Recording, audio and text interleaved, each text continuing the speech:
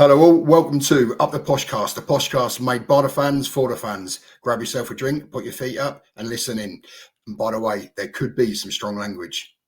Hello everybody and welcome to this week's edition of Up The Poshcast. Today we had Gillingham away on Tuesday night, which was a very interesting game to watch, to see some of the returning players, get a play out, especially our two deadline day transfers being Jadel Katonga and Bradley.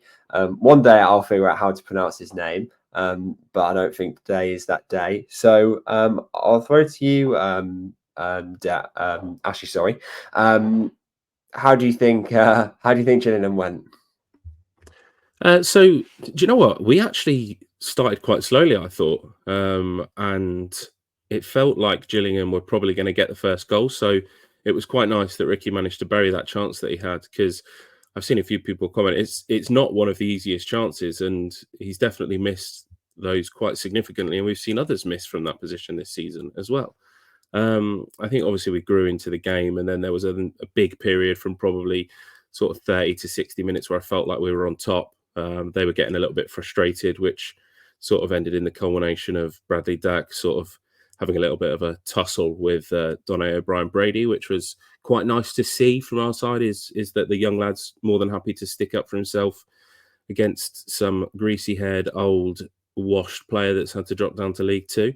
And then, yeah, it just felt like we saw the game out. Like, Fergie says it, doesn't he, is that the important thing is to get 6 points on the board from your first two games. You know that you've qualified then, and then you can then play some of the players, like the fringe players and some of the youth team in the third game. So that will hopefully be what we get from Stevenage, which is our next BSM game, so that then when we play against the Palace under 21s, that we can test some of our younger team against another strong under 21 team. I'm quite pleased with the performance. Obviously, we got the win.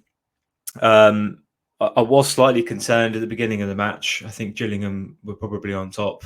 When I saw the lineups come out, Gillingham rotated their lineup as much as we did. So I thought it would be a walk in the park. I thought our backup players would be more than enough to beat them. So I was slightly concerned sort of the first 15, 20 minutes. And then Gillingham just sort of stood off of us completely and let us play. I think we probably could have created a few more chances, if I'm being completely honest. I didn't feel like at any point we were completely dominant where we would white walk the game. I think, was it Dara that said it? Someone said that we could have won 9 or 10-0. And I completely disagree with that, because I don't think we even created 9 or 10 chances. Ricky's finish was good. I agree with Ashley. He deserves a lot of credit for that. And it's good to see some of the backup players that might not get a chance in the first team as much, like Donne O'Brien Brady put in a good performance. One player I was quite keen to see did come off of the bench, Ollie Rose. He impressed us all during pre-season. But unfortunately, his 15-minute cameo was a bit of a disaster. I know we got some stick for his rating on Twitter, but he gave the ball away a couple of times and was probably at fault for the goal as well, if we had to blame one person.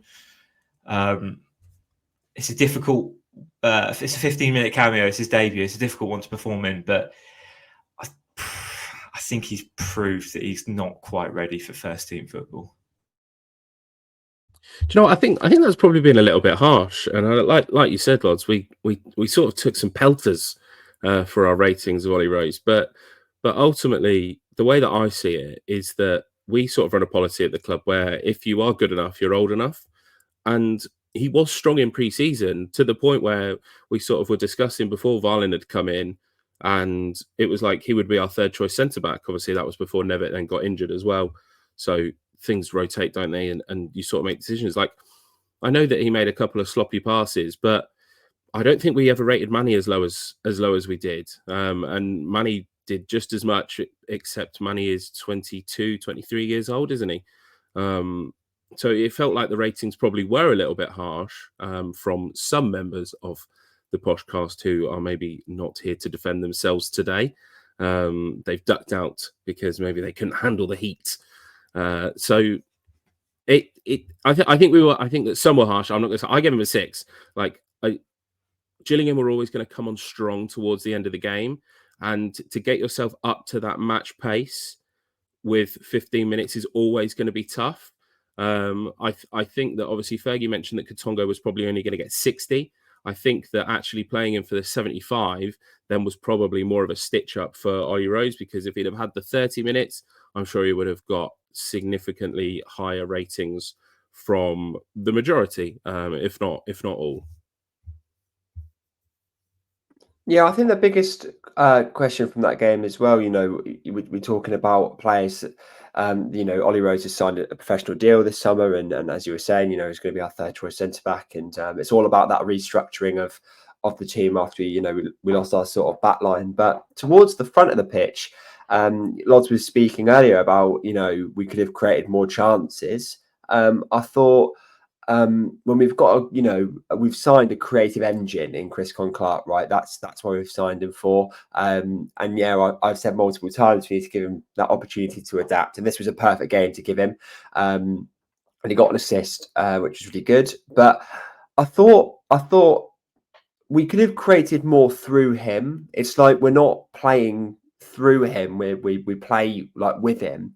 Whereas with Randall, it's all the attack like usually will go through him and start with him. And I feel like with Chris Clark, the ratings were really, really quite high. And I don't think he had that amazing of a game. Like, obviously, if you watch the game through statistics, he had an excellent game. But like if you actually watched the game, I didn't think he was overly phenomenal. So Del, have you sort of got anything to add on Chris Clark or the attack as a whole? Sorry, can I before Del 1 second before I go, Max? I'm just gonna read out our ratings for Chris Clark so that everybody's aware.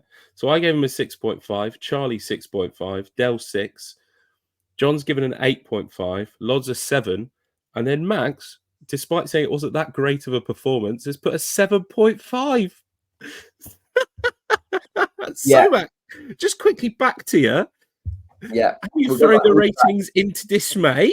So I clearly watched the game through statistics. So I thought Chris Clark had an excellent game through statistics. No, look, when I say it wasn't an excellent game, I don't necessarily mean like he was one of the better players on the pitch. But when we signed him to do a job, I thought maybe he could have been better going forward. Like John's given it an 8.5.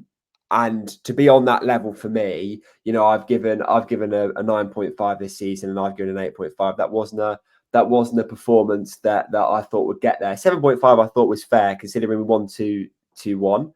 But if that wasn't Gillingham and that was a league game and he puts in that performance, I don't think he's getting a 7.5. I think it was more the event rather than his performance as a whole.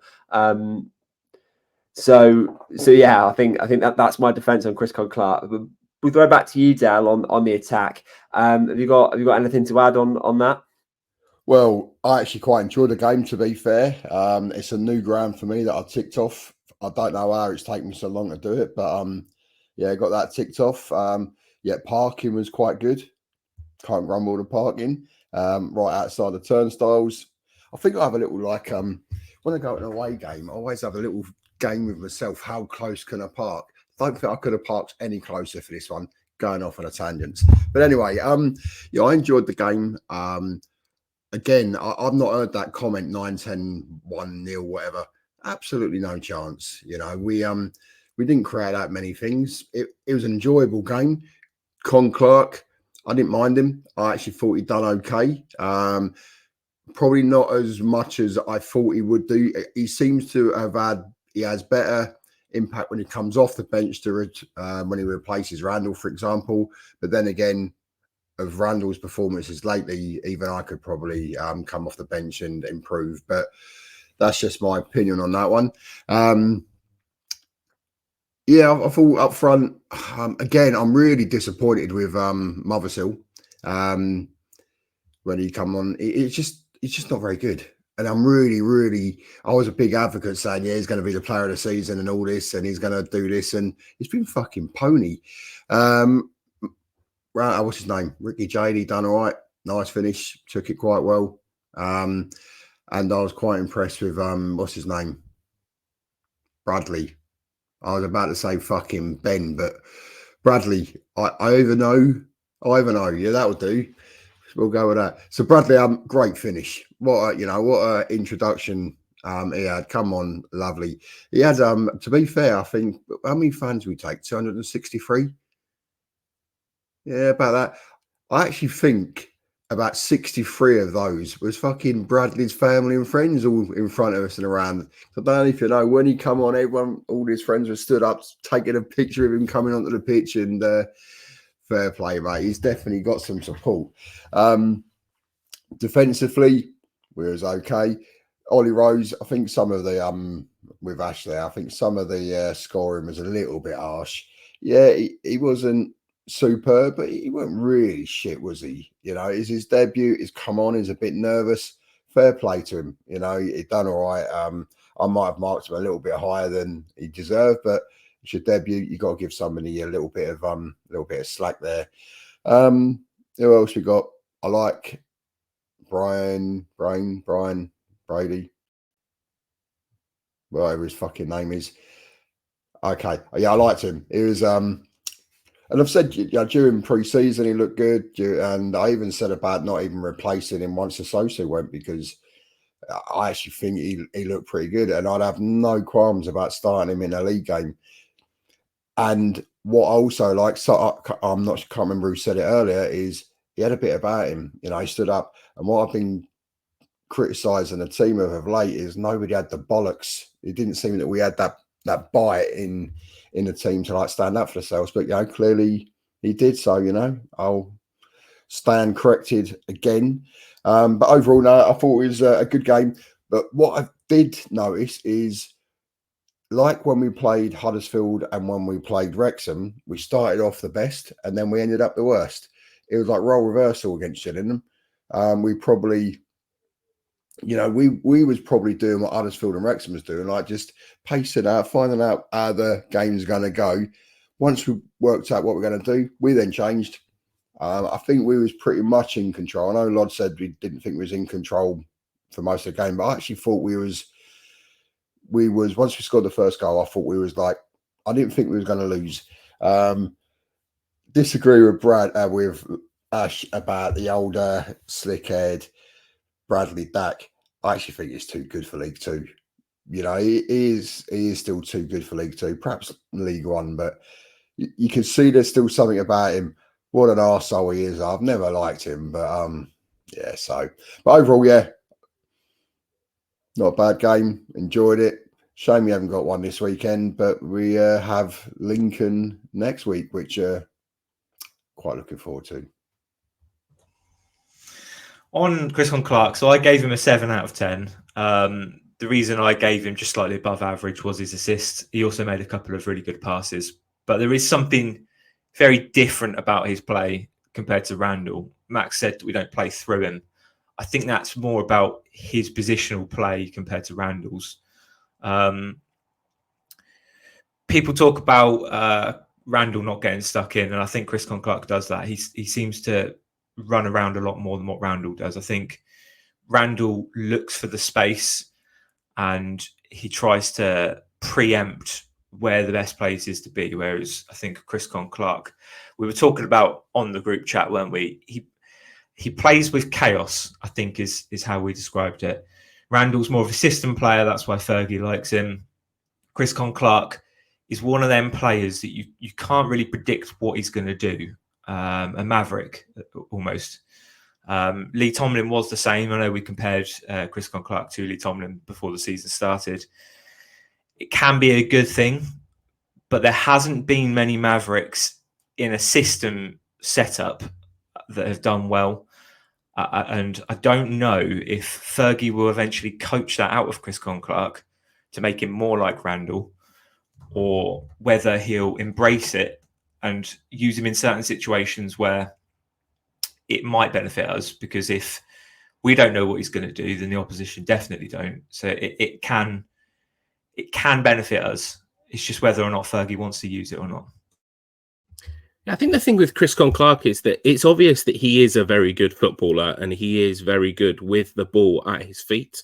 Like we said, there was that clip of him doing that turn where he's picked the ball out and sort of sent two defenders. It just feels like we're in that sort of position where maybe we were last year with Ricky and Malik Mothersill, whereby Randall's performances have been weak. And actually, it could have been any player that sort of went into that position and the fan base would have been happy with it. It just so happens that we've got this complete contrast in style in Chris Clark. So I'm not going to say that it was a bad performance by any stretch of the imagination, because it wasn't. But I think that people were so happy to see something different to what we've seen for the last sort of year to sort of 15 months, let's say, that ultimately I don't think that anybody was ever going to be disappointed. Similar to Katongo, in that obviously that's a complete contrast, in that Katongo comes in. How happy did that make everybody on Friday night when that transfer was announced? Like it was just such a vibe, wasn't it? And then Saturday sort of brought everybody back down to earth. But again, you then play Katongo on Saturday, and you see how good he is as a footballer. And anybody that was sort of worried about us losing Ronnie still in defence and what we've lost from Ronnie, I think it's very clear that Katongo is going to be able to step in. But sort of to flip back to Clark, I still don't think that we see him start the game. I think that he is going to come on as the season progresses, but I think that ultimately his chances will be limited to probably less than 45 minutes until probably January onwards, which then maybe when we potentially sell Randall if somebody comes in and snaps him up. I think as well with Randall, there's definitely a benefit of he's just signed a big fancy new contract with us. I think is another reason why Chris Clark probably can't get a look in at starting. We've got, we've had Randall for however many years now, and he had a really successful season last season, I thought, and even then, it wasn't the most brilliant one, and he's come into this season with the same sort of mentality. And Chris Clark, as you said, Lods, earlier, a really good point that you said on the system with Lods, with Chris Clark, and you've got this sort of player that has a bit of bite, which I feel like is Dale's been complaining about with Randall for weeks and weeks, is that he's got no bite, especially with defence. Like he'll just let people run past him. He won't put a tackle in. Clark will do that. Clark will go and nick the ball. He will be positive going forward. And if he wants to take a shot outside the box, which we haven't had in a while from a striker. Ricky always runs in behind, and he always takes an extra few touches, you think, before he scores. And Malik, if he gets into that position, likes to dribble more. Whereas Clark will just hit it. We saw it against Wrexham, like nothing was on, and he just hit it. So it is, if Fergie's going to coach that out of him and make him a system player. Like I don't want him to just become bland. Like he gets us off our feet, and he gives us something to chant about when we're sat back defending, and he can send a defender, or he can take an ambitious shot, and everyone will get up for it. So I don't know. I feel like hopefully middle of October, they might alternate a bit, and we might play Clark against sort of the lower ranked teams and Randall against, the Stockports, the Charltons, the Birminghams, those sorts of teams. And we'll have to see. But I think we've got a segment that we haven't done before, due to it being the International Week, that we have asked you over on our social media to give us some questions for us to answer. And Ashley will give those questions out to us. So Ashley, if you want to start us off. Yeah, cool. So I will start with Carl Newman has asked, do we reckon that Bradley will be our starting striker by Christmas? Del, obviously strikers are one of your favourite things. What do you reckon? Bradley to be our number 9?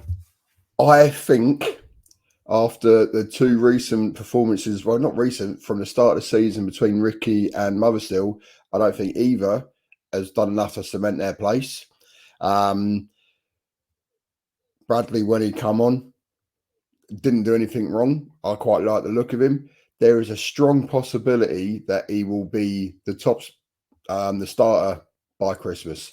So I'm going to say yes. I think he will be. No, not I think. Yes, he will. He will be the start. I think by Christmas we will still be rotating our strikers, and I don't think Mothersill will be one of them. At Gillingham, Mothersill played on the wing, didn't he? So we now have 3 strikers. One of Ricky or Mothersill should really now be classed as a winger. Looks like Mothersill's going that way, and he put in an absolute stinker in front of goal against Gillingham. We don't know how good Bradley is. He's had one good shot at the end of the day against Gillingham. He could be a pile of piss. I think he's going to get a lot of game time between now and Christmas. I think Ricky will get better. I probably would still like to see Ricky start up front, but I think it will be rotating between the two come Christmas. Yeah, I'm going to go the opposite direction, and I think Bradley should start against Lincoln. My reason being is that against Gillingham he came on. He had I don't even know how long he had for a cameo, but it wasn't the longest cameo in the world. I think it was about 30 minutes. And he's come on, and A, he hasn't put a foot wrong, but B, very similar to how I was just talking about Chris Clark. I don't remember the last time that we haven't.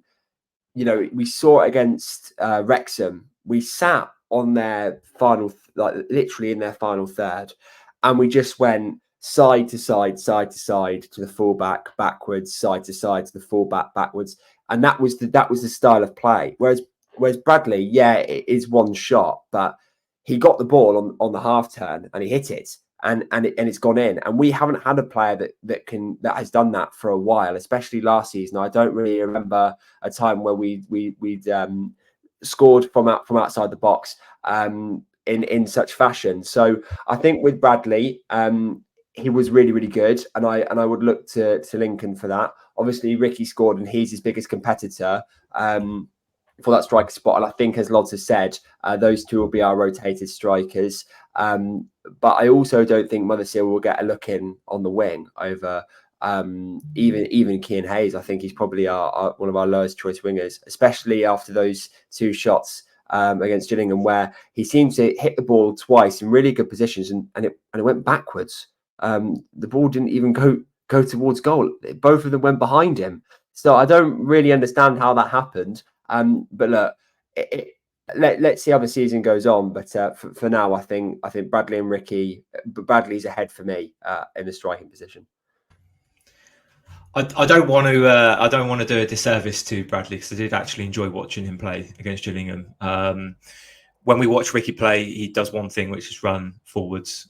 When we watch Mothersill play, he tries to run forwards, but probably not as alert as what Ricky is. He does come in deep, and he's quite good at build up, probably a bit better than what Ricky is. Bradley did seem to play a bit of both. So it is early days. What I meant to say was, it's Gillingham. It's how long did he play for? Was it a half? He played for just under a half. We don't know how good he's going to be, but he did have a massive smile on his face the whole time, even during the warm up at half time. The whole time he was playing, he looked like he really enjoyed it. And yeah, it looked like he knew when to run forward and when to come deep, which I think between Everson and Jones is something we've not got at the moment. Just want to pick you up on something there, Lodge. You said that Ricky is more alert than Mothersill. Fuck me. I just totally disagree with that. Ricky, right, he needs a second or two to realise, oh fuck me, I need to start running. But then he does catch up. Don't get me wrong. I actually think Mothersill is more alert than Ricky on a football pitch. It seems like it does seem like the Ricky needs to have that, like, oh shit, I need to do this, whereas Mothersill was on it, still not very good. Also going back to Max about Bradley, fucking hell. Going back to Bradley is what you said there. You see the goal, I want to shoot. Whereas we ponce around a little bit too much. And I actually quite like that sort of striker. I see the goal, I'm going to have a crack. Fair play. Outside the area, whatever. So if that is a sign of things to come, then I'll take it. Not sure whether it is, but if it is, I'll take it. Not sure that starting against Lincoln is the right thing yet. But, funnier things have happened. So, yeah, Yeah, I wouldn't start him yet, but I would definitely have him as a sub to give him another crack at. I just want to use the Wrexham game as an example of what I mean by Motherseel's alertness. So Collins pings balls forward when he gets the opportunity to, and often Ricky has the space behind him and he knows that the ball's coming over. So Ricky will know that when Collins has got the ball, he needs to run. When Motherseel was playing in that position, which he had lots of space, Wrexham played a high line for the whole of that first half. He had so much space behind him. Every time Collins got the ball, he pinged it forward. And it was Joel Randall that was chasing the ball because Motherseel wasn't ready for it.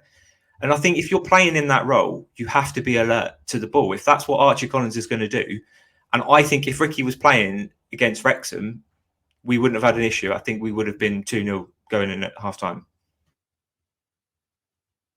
Yeah, I think you're right. I think that Bradley is ultimately something different again.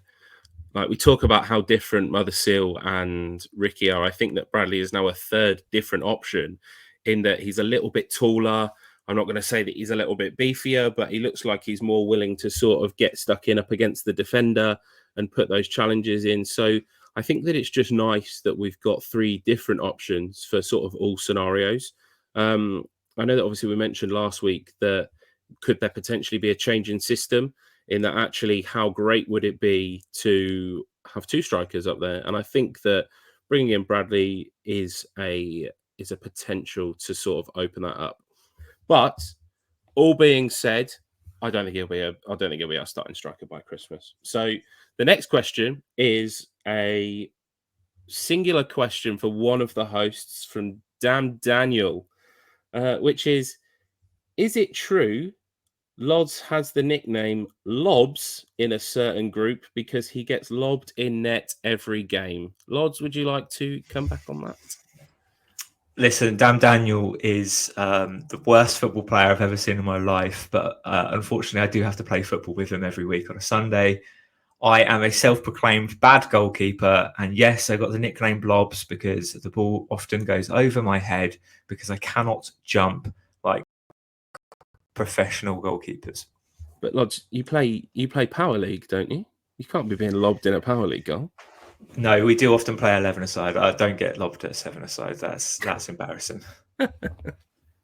So next question is Tobber from Borough on My Mind, somebody, Max, that you know very well, I'm sure, and I do as well after spending multiple hours with him in the car this season because Bob has bailed on me multiple times because he prefers spending Saturdays and Tuesdays with his girlfriend rather than at the football. So Tobber says, from the opening 4 games, do you all stand by the predictions you had before a ball was kicked, or have your opinions changed a bit? Max? Well, before a ball was kicked, I made a prediction about a certain team because as a lot of my friends know, I'm quite reactional.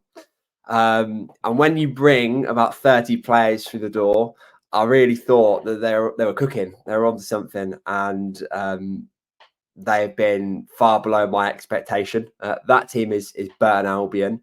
I said they'd finish in the playoffs. I don't think they'll go anywhere near that now. But it just goes to show, like, even if you make like really good signings, you're not guaranteed anything. And I really thought that with the signings Burton Albion made, considering their position they were in last season, I really thought that they'd be able to kick on and push for top half the table to playoffs. But I think I was terribly wrong, and they'll be scrapping for relegation again. I predicted Posh to finish 4th before the season started. I still stand by that. I think there's definitely something that's not clicking in our squad that we can see yet, but I think it will. So where we look like a good top half team, not necessarily a good top 6 team, I think we will eventually build up to that. Do you know what? I think we can still win the league. That's what I predicted to have. I still think we can do it. You can make the faces all you want, the pair of you, but I still think we can do it. How good were we from Port Vale onwards last season, which was, October time? Fergie's had another sort of, 2 weeks after, let's say 10 days after Gillingham -2, so 8. Another 8 days on the training ground with what's not a full squad, but obviously we're only missing our right back, our centre midfielder, and then one of our centre backs. But Nevitt hasn't played. Cipriani's obviously only played the 2 games, and we know the role that Cipriani can play, and he's a very strong, a very good footballer. I just think that it's going to be one of those ones where we start to tick over. Teams will be scared of us again, and we've just got to get into that rhythm. So I am going to stick for at least the next month that we're going to win the league. Fuck it, we're going to win the FA Cup as well. So based on that, but I'm sort of speechless. That don't normally happen. But I said 9th, I believe. I went from 12th to 9th. 9th was my official one. I'm going to stick to 9th. I won't be disappointed if that's where we are, because again, a new team. I think we got lucky last year, if I'm honest. But yeah, I'll go with 9th. Happy to stay with that. Not a problem whatsoever. Also, what I do want to say is I got ribs for Crawley because I said they're going to finish about 15th. You lot were saying they finished bottom. Where are they at the moment? Where are they? Yeah, It's only been a few games now. You know, you got to let the season progress a little bit. You know, come back to us. Have my moment. Let me have my moment. All right, that's all I'm going to say. So yeah, I'm sticking to 9th.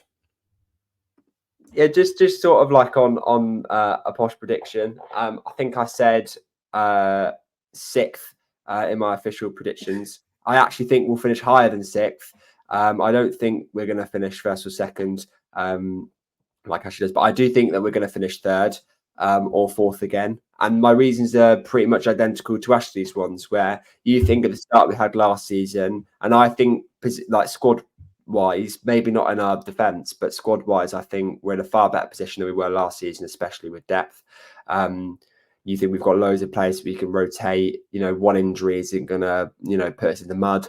I think we're in a far better position than we were. And we lost, our first, we beat Reading 1-0, and then I'm pretty sure we lost 3 back-to-back league games before getting a draw. So I think definitely there's still time to kick on. And we'll have to wait and see. But yeah, I think I'm gonna bump my prediction up from 6th to 3rd and see where we are at Christmas. Love it. So the next final question is actually a double header. So we'll split it down into 2 from Jacob CR 2751880. So the first part of his question is, who do you think has been our most underwhelming player so far this season? I'm gonna start on that one because I don't want it to just turn into an absolute player bashing. But I'm going to stick it on somebody that I think should have been doing better, and that's going to be Jed Steer. Although he's been good with his feet, I do still think that he's not really commanding himself and being that 31-year-old that I would like to see as somebody that is 8 years older minimum in our squad. And although he's not the captain, he's not the vice captain, he is part of that leadership group, and I get that it's tough. Like we mentioned, pre-season is for your goalkeeper to be a leader, but I don't think that he is showing himself to be what we would expect from somebody that's got the experience that he does. There's a couple of players for me. I think Chris Clark's probably been a little bit below what I was expecting him to be, but I did think he was going to have a slow start, so it's not the biggest shock to me. I think the biggest disappointment is Jack Sparks, one of the signings we made that should have had enough experience to play at a decent standard at this level. Obviously won the league with Portsmouth last season. They played good football.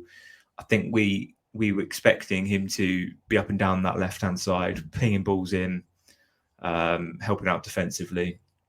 We haven't quite seen that. I don't know if that's the system, him getting used to us, a fitness thing, and I'm sure it will come. Like Ashley said, it's not a player bashing, but the biggest disappointment for me is Jack Sparks.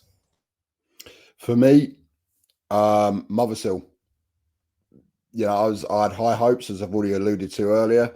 I don't think he's been anywhere near where he should be.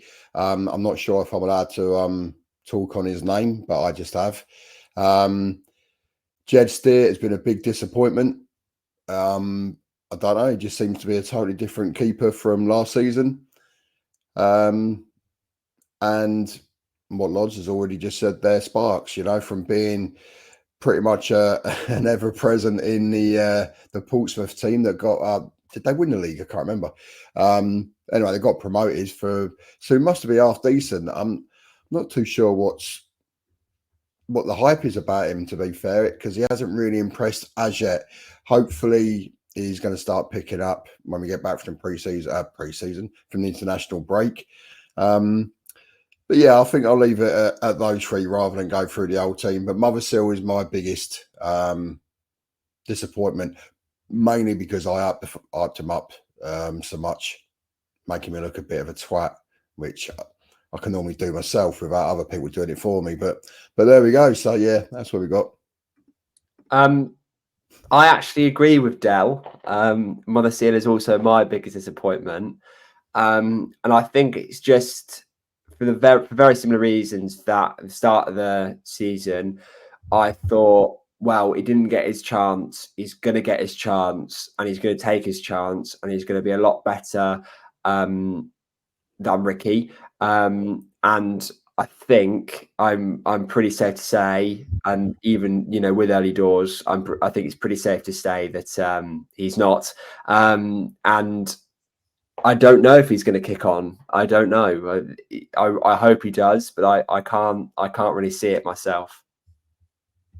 Yeah, look, I think like you all said, it's what, 4 games into the season, so it's not disastrous at this stage, is it? I actually think that maybe picking Sparks out is a little bit harsh, because I think that the point from that is just that he purely is replacing somebody who was so good for us last season.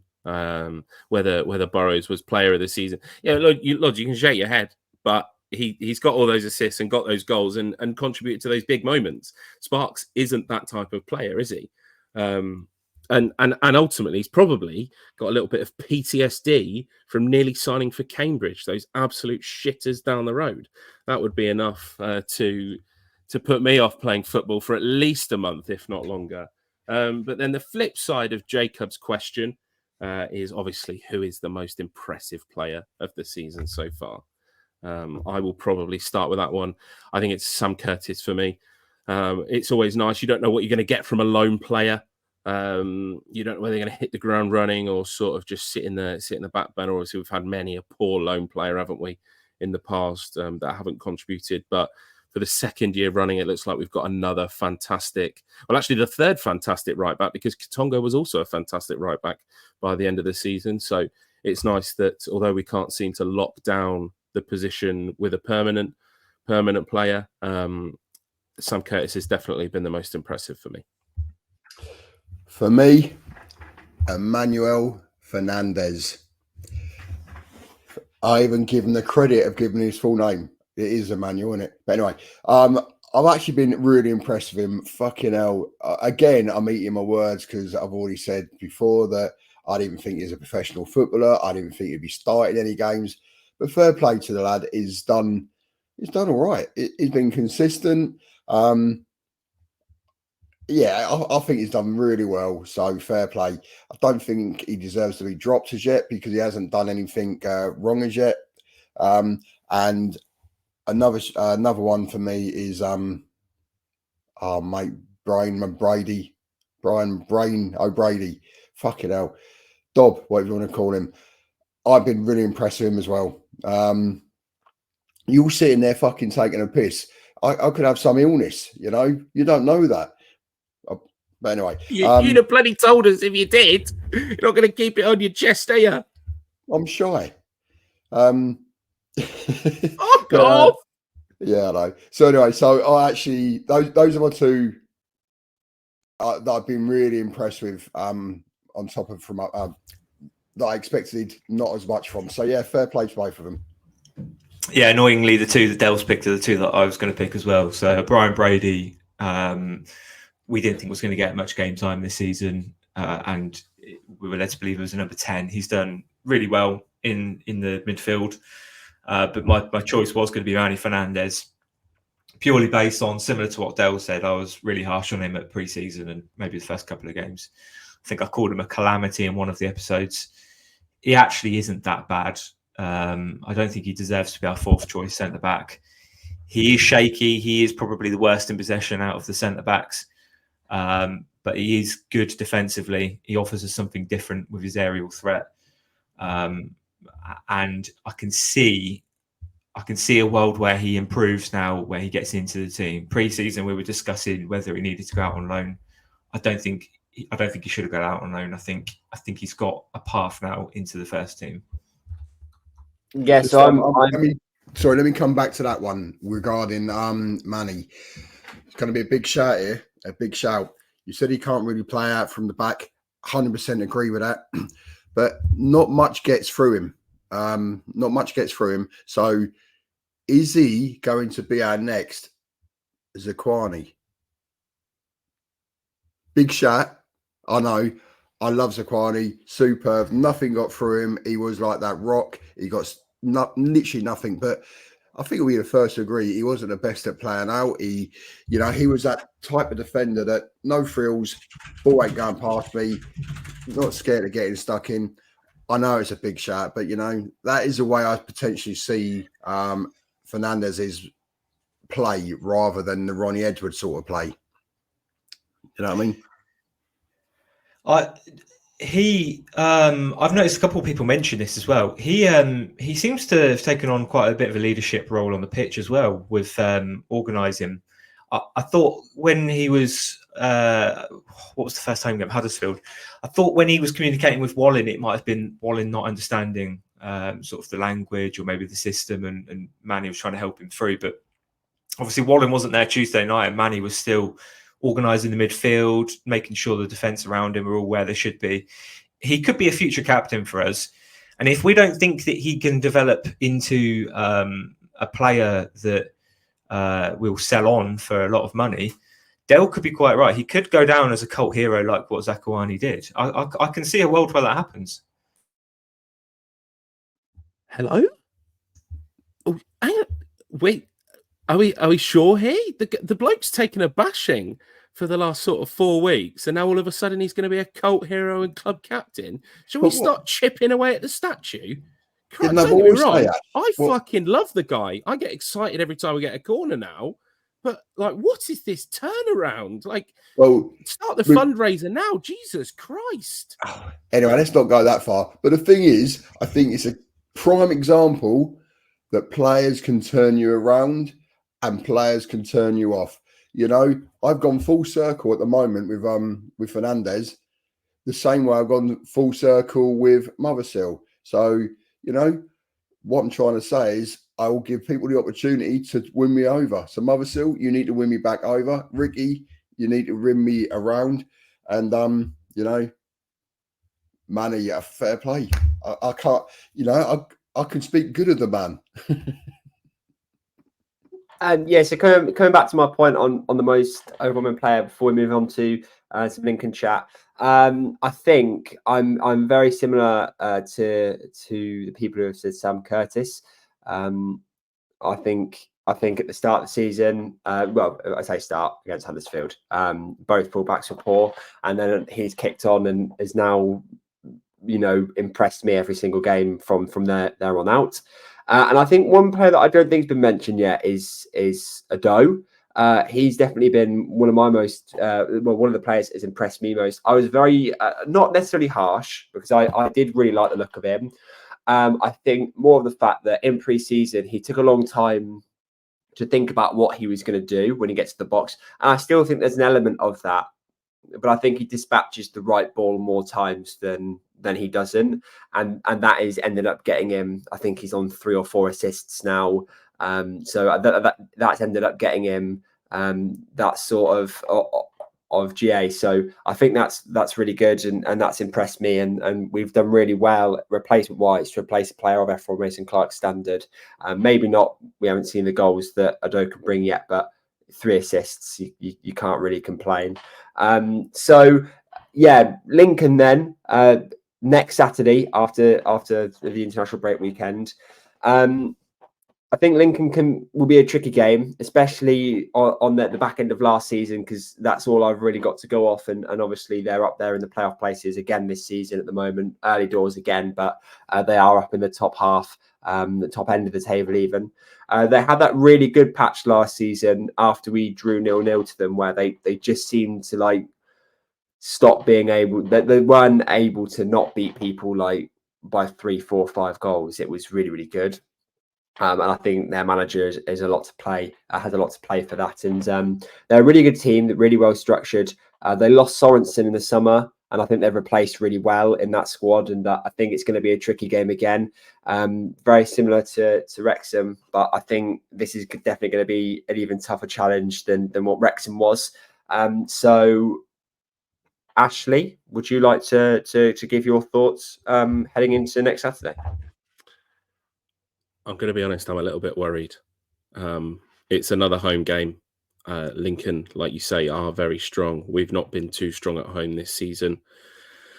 Lincoln play their system very well. We've not really played our system very well. I think that, again, it's another game where I don't want to bang the same drum where sort of first goal wins it. But we know how tough we found it back in January when we went to Lincoln to even get shots and score, and I don't see that changing on Saturday. I championed it for Wrexham. I think that Ricky's got to start, and then the only other big question, sort of, that is a question mark, is what do we do with our 4 centre backs and which of those 2 start? Like we've just discussed, it would be very harsh on Manny to drop Manny.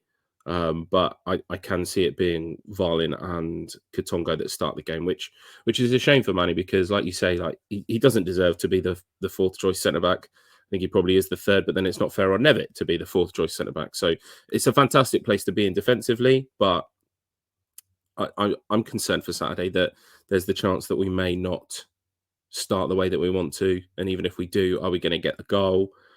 Equally, if we, same as I've said before, like against Huddersfield and Wrexham, if we get the first goal, then I would be confident that we would get 2 or 3 more. So not really the answer, but it all depends on that first goal for me. I'm going to sound really ignorant here. I assume Lincoln play with a high line. They played quite good football last season, didn't they? Ashley's just mentioned about their system. I assume they play with a high line. I'd start Ricky. I think we missed him against Wrexham. I think I want to see what he wants to do. I'd start Randall, give him the opportunity to play with someone that's going to make them runs. And then regarding the centre-backs, yeah, Ashley's right. You've got a bit of a conundrum there. We've sent Wallen away during this international break back to Sweden. And like we said, Manny, I don't think has done enough to be dropped. I would play Manny and Katongo. And I think they'd make a good, what Katongo lacks, Manny's got. What Manny lacks, Katongo's got. I think between them, they'll make a really, really good pairing. I actually worry if Wallen is struggling with homesickness, I worry that he might struggle to get back into the starting 11. If Manny and Katongo can form this strong partnership, with Nevitt waiting as well, I think it might be Wallen that misses out. He might be the one that has to sit on the bench for quite a long period. With the just moving back to that Wallen comment there, didn't he go back because he was the Swedish season was still going on when we signed him, so it's more of like more of a relaxing sort of break that he's been sent back to Sweden. I've got no idea. We've never had a foreign player before, so we've never been in a position where this has happened. So it could just be a normal thing, or it could be we've got a couple of weeks off. Oscar, go back to Sweden, see your family. It's been a challenging time in your young life. Who knows? Who knows? Yeah, I don't think it's necessarily a big issue. Sweden is not as if Sweden's the other end of the world. You know, we have players that go back up to Scotland or whatever to see their family. I don't think it should really make any difference that it's Sweden. But anyway, back onto the games. That's what we was talking about. I think it'll be a tough game. It normally is when we play Lincoln, to be fair. And I don't normally mind if we win, lose or draw, providing we play well. But there's a few teams I fucking hate losing against, and Lincoln's one of them. I don't know, maybe because I'm older than you youngsters, but years ago, Lincoln used to feel like a bit of a right sort of rivalry. Do you know what I mean? It was like Lincoln, Cambridge, Northampton, and fucking hate Lincoln. I really do. I just don't like them. And so I think it will be a tough game. I'm not convinced that we're good enough to actually beat them at the moment. They've always been a sort of a strong team. Last season, I know they had Joe Taylor that was banging the goals in for them after the 0-0, etc. I know they haven't got him at the moment. I don't know enough about them to really comment too much. I just don't want to lose against them, so I'll take a draw and see what happens. Yeah, I think you're right in that Lincoln does feel a little bit like a big game, a grudge match. I think that actually some of the younger lot, not myself, but some of the younger lot after the Sammy Smodic's penalty incident, obviously we would probably feel the same way in that that was a big match, that was a massive match. We should have got it done against Doncaster, shouldn't we? But we didn't, and then all of a sudden it spiraled into this momentous occasion in the history of Peterborough United. So I think that there probably are lots of the younger lot, possibly the under-18s, that would see Lincoln as a big game. The only thing that I sort of say with Lincoln is that they don't really have anybody around them, do they? So they're more than happy to make big games from sort of every game, because other than Grimsby, is it? Like they don't, or Retford maybe, or Worksop or somebody like that. They don't really have anybody. So I don't think it needs to be overhyped to be a massive game. I know that obviously I did my best last week to make Wrexham a massive game, but I don't think that Lincoln needs to be hyped up to be a massive game. But again, it would be great. Obviously, the GH is open for posh fans. It would be fantastic if there was a little bit of noise, and then hopefully the players can bring that to both ends of the stadium, and we can keep Lincoln quiet. Just I'm being older. I'm going further back to the Smodic's penalty. I'm going back to like after the game, walking over Town Bridge, and it's all kicking off, and cars being smashed up by the Lincoln fans. You know, so that is there was that old rivalry, and it was pretty bad there, to be fair. So yeah, I'm old. But anyway, let's move on. Who's next on that one? Yeah, just to bring my sort of perspective on it, because obviously I'm 19, so I'm sort of in the age range that you're talking about, where with younger fans. I think I speak for I know I speak for a few of my close mates that I actually dislike Lincoln more than I dislike Cobblers. So I think when we're talking about, you know, local rivalries, grudge matches, I would much rather beat Lincoln 2 times than beat Cobblers twice. So I think that sort of gives you everything you need to know about maybe not my my generation of fans, but especially me and a few of my other mates. Lincoln for me is definitely a big game. And to go back, if it seems like an age ago now, but to go back on your point, Ash, you made earlier about not being very good at home, I cannot believe our home form this season. I know it's only been 2 games. I know it's only been Huddersfield and Wrexham, but I don't think we even registered a shot on target against Wrexham. I can't even remember the last time we didn't register a shot on target at home before. And I think if we said at the start of the season what our biggest problem would be, I don't think anybody here would say our home form. I thought last season, you know, you think we beat Burton by 5, we scored 5 against Cambridge, we scored 5 against Cobblers. You know, our home form was tremendous. We scored goals, we create play. Teams were definitely terrified to come and handle our press on our home turf. And I feel now there's an element of that's lost. You know, we seem lost at home. Whereas when we go away, we have fight to go and win a game. We have fight to come back and do things. You know, look at Exeter, look at Shrewsbury, for example. You know, we've got the capability of scoring goals, and I can't understand why we can't unlock that at home. That's never been a problem for us, especially in recent years. Anyway, it's never been a problem, and not to register a shot on target and to put in a 60-minute performance against Huddersfield and Wrexham that was really quite dire, and we didn't create enough. I am really worried about our home form going into the season. I think what we need and what I hope we get on Saturday is a win. I think that is, you know, the lifter of all spirits. If we can get a win at home, even if it's just like a 1-0 sort of grudge match, you know, 1-0 sort of like scrappy, get it done. I think that's going to do wonders for our home form. But that win needs to come. It needs to come soon if we want to challenge up the table, because being at home is one of the most important things in football. And you definitely need to make sure that you capitalise on that, which links perfectly into our predictions. So I think I'll go first with Lincoln. I think it is going to be scrappy, and I think it's going to be a draw. I don't think we're going to get the win, unfortunately, just because of how dire our home form has been as of recent. I'm going to go 1-1, and we'll see what happens next Saturday. I'll go next. I'm going to go 2-2. I don't think we'll win. I hope we don't lose. So 2-2. And I'm also going to go that my newfound friend, Emmanuel Fernandez, is going to score a header.